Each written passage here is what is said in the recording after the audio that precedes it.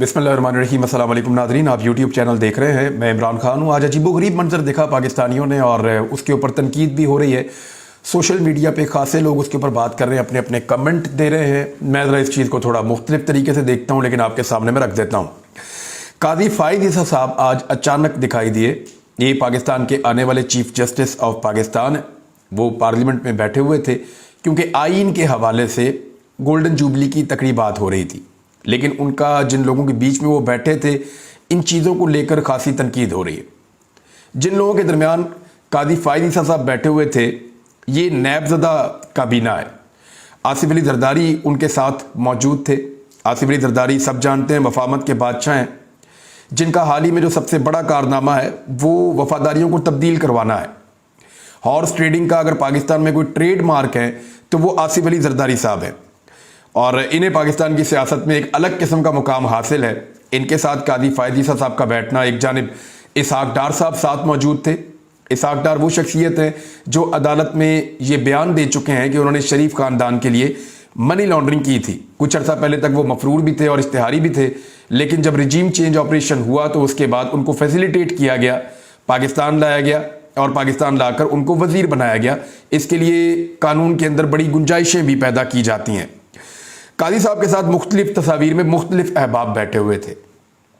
कहीं पे peoples party के लोग, कहीं पे PMLN के लोग, वजीर आजम भी साथ बैठे रहे, कभी फजलुर रहमान साहब की पार्टी के लोग, कभी किसी और पार्टी के लोग। यानी ऐसा लग रहा था कि जैसे ये एक इजहार यकजहती है जो किया जा रहा है। बड़ी हैरत हुई है देखकर, मुझे भी बहुत हुई, पाकिस्तान के अंदर जो बाकी लोग हैं उनको भी बहुत हुई। बहुत सारे लोगों ने इस पर बहुत सारे नुकात उठाए हैं। अजहर सिद्दीक साहब जो सीनियर लॉयर हैं, उनका ये कहना है काजी फ़ाइज़ ईसा साहब के यहाँ बैठने के बारे में कि पार्लियामेंट के असेंबली हॉल में मौजूद हैं। जस्टिस काजी फ़ाइज़ ईसा आज इस दिन पार्लियामेंट में मौजूद है, उसी पार्लियामेंट में मौजूद है जिसने सुप्रीम कोर्ट का एक आईनी हुक्म मानने से इनकार कर दिया है। ये एक सियासी खेल है जो खुलकर सामने आ चुका है। ये जनाब काजी फ़ाइज़ ईसा साहब के बारे में एक और ट्वीट है अजहर सिद्दीक साहब की, और बहुत सारे लोगों ने बहुत सारी ट्वीट्स की हैं। अता तारड़ मौजूद हैं जी बिल्कुल काजी साहब के साथ ही। इस शख्स ने हाथ में आइन की किताब उठाकर गंदे इशारे किए थे।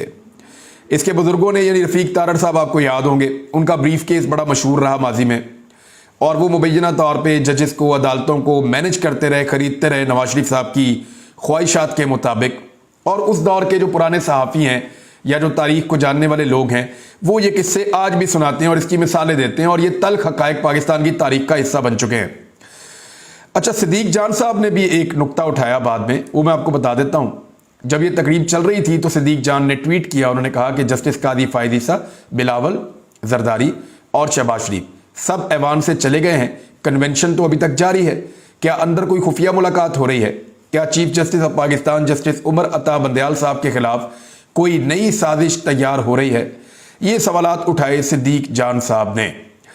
अब हो सकता है काजी फ़ाइज़ ईसा साहब को अंडरस्टैंडिंग ना हो या उनको कुछ और बताया गया हो, जब वो वहां पहुंचे तो सूरत हाल कुछ और हो।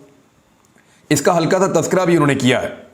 लेकिन दुनिया भर में जजेस को एक खास किस्म की इज्जत हासिल रहती है, एक मुकाम हासिल रहता है, और इस तरह के लोगों के बीच में जजेस नॉर्मली नहीं बैठते। उनके लिए अलग इंतज़ाम किया जाता है, और यानी उनको एक मनसब के हिसाब से उनको मुकाम मिलना चाहिए था। लेकिन वो उन लोगों के बीच में बैठे जिनकी शोहरत, मैं ज़रा थोड़ी सी आपको बता देता हूँ, जो लोग शब खून मारकर रजीम चेंज ऑपरेशन के नतीजे में इक्तदार में आए। काजी फ़ाइज़ ईसा साहब आज उनके बीच में बैठे थे, जिन्होंने आते ही अपने तमाम केसेस फारी तौर पे ख़त्म करवाए।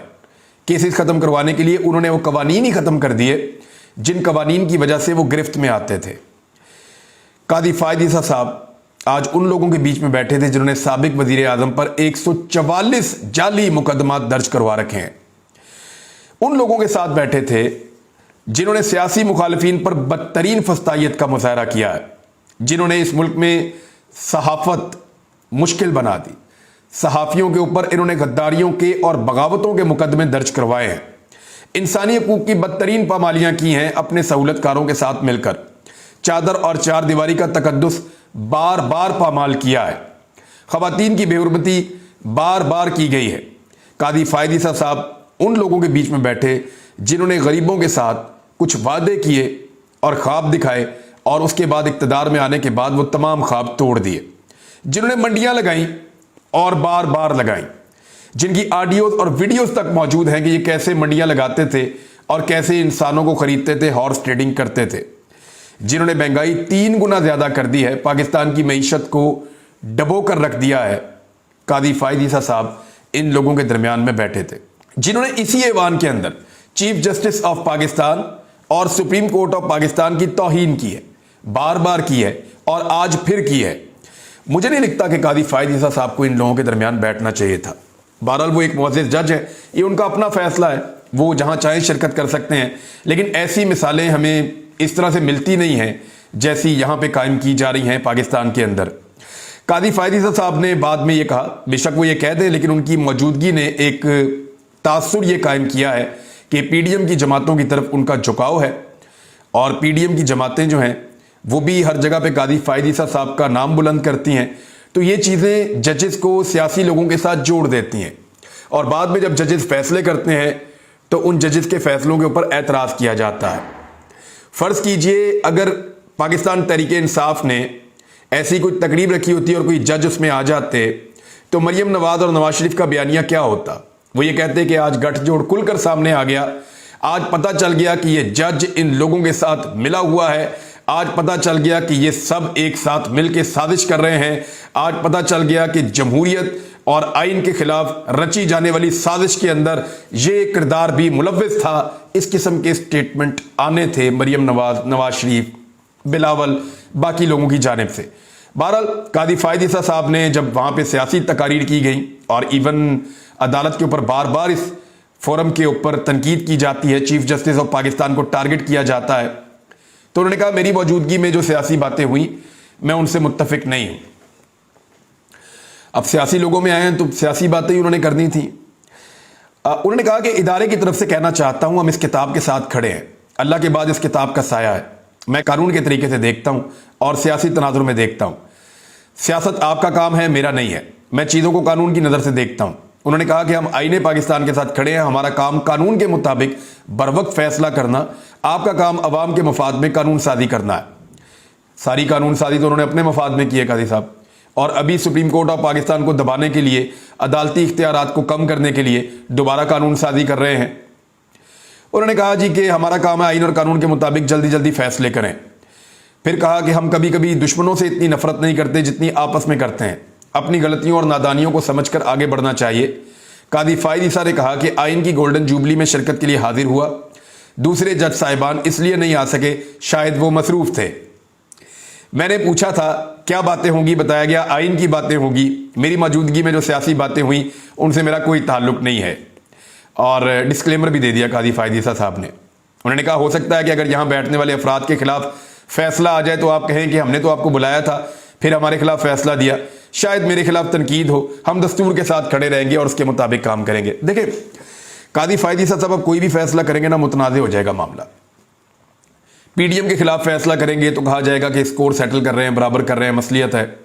इमरान खान के कोई भी फैसला सुनेंगे भी तो लोग कहेंगे कि नहीं ये अब नहीं सुन सकते, इसलिए कि इमरान खान के मुखालिफों के साथ जाकर बैठ गए हैं।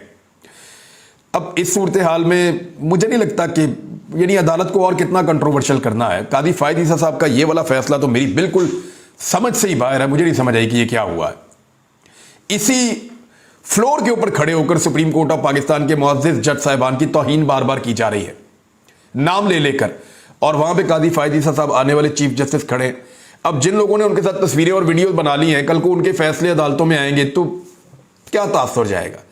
बहरहाल एक अजीब चीज हुई है आज, और बहुत सारे लोग पाकिस्तान में हैरान परेशान हो गए कि ये क्या हो गया। अब मुझे तो और कुछ समझ नहीं आ रही। 2007 में एक बुजुर्ग थे, उन्होंने मुझे एक बात की परवेज मुशर्रफ के बारे में। उन्होंने कहा कि अल्लाह मियाँ आसमान से उतर कर आके इंसान को नहीं मारते। ये उन्होंने एक मिसाल देते हुए मुझे कहा था। उन्होंने कहा बंदे की मत्ती मार देते हैं, फिर वो गलत फैसले करता है और वो फैसले उसके गले पड़ जाते हैं। बहरहाल ये एक बात मुझे वैसे ही याद आई, मैंने आपको बता दी। अब शहबाज शरीफ साहब के ज़ेर सदारत काबीना का इजलास फिर हुआ और इलेक्शन अखराजात से मुतालिक जो बिल है उसको अब पार्लियामेंट को भिजवा दिया गया है। इसहाक डार ने काबीना को समरी से मुतालिक ब्रीफिंग दी। काबीना से मंजूरी के बाद बिल को पार्लियामेंट में पेश कर दिया गया। चेयरमैन सेनेट ने बिल मुतल्लिका कायमा कमेटी के सुपुर्द करते हुए सेनेटर्स की तजावीज़ जुमेरात तक तलब कर दी है। टाइम जो है उसको अब बाय कर रहे हैं। कि 13-14 तारीख तक तो ये मिल गया, फिर आगे भी टाइम बाय करेंगे। तो इलेक्शन करवाने का ऐसा लगता है कि इनका मूड कोई नहीं है।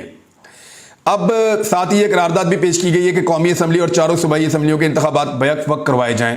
तो ठीक है, 2 असम्बलियां तो वैसे ही तहलील हो गई है, आप बाकी तहलील करें और इकट्ठे इंतखाबात करवा दें। वैसे भी आसिफ अली जरदारी और बिलावल आजकल बहुत ज्यादा कह रहे हैं कि मुज़ाकरात किए जाएं, बार बार इस बात के ऊपर जोर दे रहे हैं कि मुज़ाकरात किए जाएं अपोजिशन के साथ। इमरान खान साहब पहले दिन से तैयार हैं, लेकिन वो ये कहते हैं कि मुज़ाकरात जो है वो इलेक्शन की तारीख दें और बैठकर हमारे साथ मुज़ाकरात करें और तय करें कि कब पाकिस्तान में इलेक्शन करवाने हैं। क्योंकि इमरान खान साहब को यह लगता है कि जो मौजूदा हुकूमत है ये पाकिस्तान के मसाइल को हल नहीं कर पाएगी, बल्कि मसाइल बढ़ते चले जाएंगे। और वो ये समझते हैं कि पाकिस्तान के मसाइल का हल इलेक्शन में है, लिहाजा पहले इलेक्शन की तारीख दी जाए और फिर बैठकर तय कर लेते हैं, और अगर कुछ आगे पीछे करना पड़ा तो चीजें मैनेज हो सकती हैं। लेकिन अब इमरान खान साहब के साथ मुज़ाकरात करने पे हुकूमत के लोग, पीडीएम के लोग बिल्कुल राजी नहीं थे उनकी जमात के साथ बात करने के लिए, इसलिए कि एस्टेब्लिशमेंट का हाथ उनके सर पे था। एस्टेब्लिशमेंट का हाथ जिसके सर पे भी आता है ना, वो दूसरों से मुज़ाकरात नहीं करना चाहता, क्योंकि उसे ऐसा लगता है कि ताकत उसके पास है और सहूलतकारी उसे मिल रही है, तो उसे क्या जरूरत है दूसरों से मुज़ाकरात करके ग्राउंड को लूज करने की। और यही पॉलिसी जो है वो शहबाज शरीफ साहब वगैरह ने भी अपनाई हुई थी। बहरहाल शहबाज शरीफ से दरख्वास्त करूंगा कि अपोजिशन से मुज़ाकरात करें, अब आसिफ अली जरदारी कह रहे हैं, और मुझे पता है कि ये क्यों हो रहा है, क्योंकि एस्टेब्लिशमेंट भी थक गई है। वो परेशान हो गए हैं कि सारा कुछ हमारे गले पड़ता जा रहा है, सियासतदानों से ज्यादा बदनामी तो हमारी हो रही है।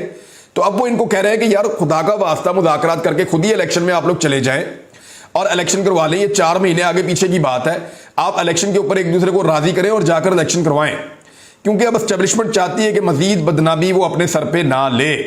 लेकिन अभी भी एस्टेब्लिशमेंट के अंदर ऐसे लोग बैठे हुए हैं जो इसको अपने सर्वाइवल का मामला समझते हैं, और उन्हें लगता है कि अगर इमरान खान वापस आ गया तो उनके लिए मुसीबत बन जाएगी और उन्हें बहुत सारे ऐसे सवालात का जवाब देना पड़ेगा जिनका जवाब उनके पास नहीं है। बिलावल ने भी यही कहा कि मुल्क में जारी जमहूरी और आईनी बुहरान से निकलने का वाहिद हल मुज़ाकरात है।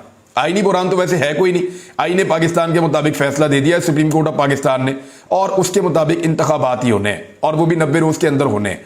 अब चंद नागुज़ीर वजूहात की बिना पर चंद रोज आगे चले गए हैं, लेकिन इंतखाबात तो 14 मई को होने हैं। अगर फंड जारी नहीं करते तो देखना यह है कि सुप्रीम कोर्ट ऑफ पाकिस्तान आज रात 12 बजे अदालत खोलती है या नहीं खोलती। होना तो यह चाहिए कि आज रात 12 बजे अदालत खोले और पूछे इलेक्शन कमीशन ऑफ पाकिस्तान से कि आपको फंड्स मिले या नहीं मिले। वो कहे नहीं मिले तो फौरी तौर पर सुबह सबको बुलाकर इनके ऊपर तौहीन अदालत की कार्रवाई शुरू की जाए। दूसरी जानिब फवाद चौधरी साहब ने या पाकिस्तान तहरीक इंसाफ ने एक मौक़िफ़ दिया है फंड जारी ना करने के हवाले से। उन्होंने कहा कि अगर वफाकी हुकूमत सुप्रीम कोर्ट के फैसले पर अमल नहीं करती और आज फंड्स नहीं देती तो वजीर आज़म और काबीना के अरकान 5 साल के लिए नाअहल हो सकते हैं, ये हो जाएंगे उन्होंने कहा, और इनके ऊपर मुकदमा बनेगा। फवाद चौधरी साहब का जो स्टेटमेंट है उसके मुताबिक इंतखाबात के लिए फंड्स की फराहमी बराह रास्त खजाने से की जाती है। इसको पता क्या कहते हैं? इसको कहते हैं direct charge on consolidated funds. ये फवाद चौधरी साहब ने क्लेम किया है। मैंने इसको रिसर्च किया जाके और देखा कि मुख्तलिफ मुल्कों के अंदर ये क्या है, ये फंड होता क्या है, पाकिस्तान में क्या है, इंडिया में क्या है, यूरोप में क्या है। ये जो कंसोलिडेटेड फंड्स होते हैं ना, direct charge on consolidated funds, ये वो फंड्स हैं जिनके लिए पार्लियामेंट की मंजूरी की ज़रूरत नहीं होती। ये डायरेक्टली हुकूमत इसकी मंजूरी देती है और ये फंड्स फौरी तौर पे जारी कर दिए जाते हैं। तो फवाद चौधरी साहब जो तस्करा कर रहे हैं ये फंड्स वही हैं, तो बिल्कुल डायरेक्टली वो ठीक बात कर रहे हैं। मैंने उसको रिसर्च करके देखा है कि पार्लियामान ने इस अमल से खुद को आईनी तौर पर अलहदा कर रखा है। पार्लियामेंट आईनी तौर पर इस अमल से इसलिए अलहदा है कि जो मज़कूरा फंड्स हैं इनका पार्लियामेंट से कोई ताल्लुक आईनी तौर पर नहीं है। ये फंड्स हुकूमत जारी करती है, और जो हुकूमत की तारीफ लिखी हुई है पाकिस्तान के कॉन्स्टिट्यूशन में, उस तारीख के मुताबिक prime minister and the cabinet is government, यानी वजीर आजम और उनकी काबीना जो है वो गवर्नमेंट होती है। इसी तरह सूबाई हुकूमत जो है वो वजीर आला और काबीना ये गवर्नमेंट होते हैं, और पार्लियामेंट जो है वो एक अलग फोरम है, वहां पे बहुत सारी चीजें डिबेट के लिए ले जाई जाती हैं। लिहाजा ये जो direct charge on consolidated funds हैं ये पार्लियामेंट में नहीं जाएंगे, इसकी मंजूरी काबीना दे देगी। अगर काबीना ने मंजूरी दे दी है तो ये फंड फौरी तौर पे इलेक्शन कमीशन ऑफ पाकिस्तान को जारी कर दिए जाने चाहिए, और पैसों का तो मसला ही कोई नहीं है। जितने भी आईनी माहिरीन है वो ये कह रहे हैं कि ये तो इतनी छोटी सी पीनट अमाउंट है कि गवर्नमेंट ये amount election commission of Pakistan को दे सकती है, और डायरेक्टली दे सकती है, इसके लिए कोई मसाइल नहीं है। अब सुप्रीम कोर्ट ऑफ पाकिस्तान इसके ऊपर क्या एक्शन लेती है, ये एक बड़ा सवाल है, पता चल जाएगा। एक और मुसीबत बन गई है जी हुकूमत के लिए। हुकूमत ने कोशिश की कि 1990 से लेके 2000 तक का जो रिकॉर्ड है वो पब्लिक ना करना पड़े, यानी 2001 तक का जो 1990 से लेकर रिकॉर्ड है तोशा खाना का, वो पब्लिक ना करना पड़े, क्योंकि लाहौर हाई कोर्ट ने हुक्म दिया हुआ था। इससे पहले वाला रिकॉर्ड तो इन्होंने मुबैना तौर पे टेम्पर्ड करके पेश कर दिया था ना, ये रिकॉर्ड देना नहीं चाह रहे थे कि इसमें बड़ा गंद घोला है पीपल्स पार्टी ने और नून लीग ने। अब हुआ ये कि ये अदालत में गए, उल्टा के इनको कोई फेवर मिलती, ये एक और बेंच के अंदर गए अपील लेकर, और जो बेंच बना उस बेंच ने, 2 रुकनी बेंच ने जो फैसला जारी किया, उस फैसले के मुताबिक इन्हें अब कह दिया गया है कि आप 1947 से लेकर 2000 तक का रिकॉर्ड लेकर आए। यानी पहले इनको सिर्फ 1990 से लेकर 2001 तक का रिकॉर्ड लेकर आना था, और अब 1947 से लेकर 2001 तक का रिकॉर्ड लेकर आना है। ये फंस गए बहुत बुरी तरह उसी तोशाखाना जिसमें ये इमरान खान को फंसाना चाहते थे। बकाफाते अमल आप देखिए कि इमरान खान उसमें से निकलते हुए दिखाई दे रहे हैं। दूसरी जानिब उसी तोशाखाना के अंदर ये तमाम जमातें खुद धंसती चली जा रही हैं। जिस दिन आइन और कानून के मुताबिक फैसला हुआ, याद रखिएगा उस दिन ये नहीं बचेंगे। अब तक के लिए इतना ही, अपना ख्याल रखिएगा, अपने इस चैनल का भी। अल्लाह हाफिज़।